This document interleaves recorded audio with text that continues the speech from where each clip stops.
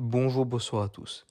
Un garagiste de 24 ans, soupçonné d'avoir abattu un quadragénaire au terme d'une soirée arrosée suivie d'une altercation ce vendredi soir, au Chaubon Feujorel. Je sais pas si ça se dit comme ça, mais enfin bref. Dans la Loire, a été mis en examen pour assassinat et incarcéré ce lundi 1er avril. Le jeune homme a été mis en examen pour assassinat et tentative d'assassinat pour avoir tiré sur une seconde personne sans l'atteindre dans la nuit de vendredi à samedi, a déclaré le procureur de la République.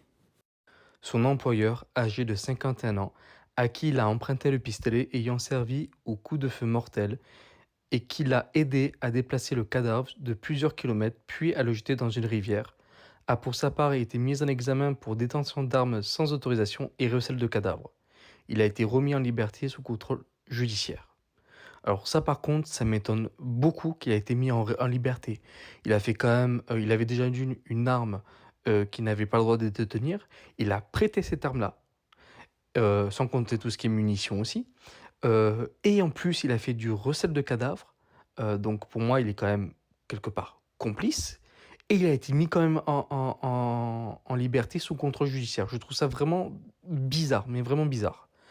Les deux hommes qui ont indiqué aux enquêteurs l'endroit où ils s'étaient débarrassés du corps ont été présentés lundi à un juge d'instruction après 2 jours de garde à vue. D'après les premiers éléments de l'enquête, le meurtrier présumé est revenu régler ses comptes avec le pistolet de son patron au terme d'une soirée arrosée et à proximité d'un bar-restaurant de cette commune où il s'était auparavant discuté et bagarré avec d'autres clients. Enfin voilà.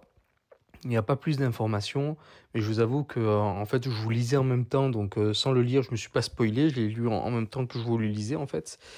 Et c'est vrai que ça me paraît réellement bizarre que le mec, il est sous contrôle judiciaire, quoi, et qu'il est en liberté, quoi. Je trouve ça vraiment bizarre. Enfin, le mec, il avait une arme, comme je vous dis, il avait une arme qu'il n'avait pas le droit d'avoir, avec les munitions, et en plus, il a aidé le mec à déplacer le corps sur plusieurs kilomètres. Donc, à part s'il a été menacé, mais apparemment c'est pas mis dans le dossier, en tout cas là, c'est pas marqué. Bon, je trouve ça réellement bizarre. Donc, vous n'hésitez pas à commenter, liker, partager, à vous abonner. Je vous remercie et en tout cas, qu'il repose en paix et courage à sa famille en tout cas. Je vous remercie et à bientôt.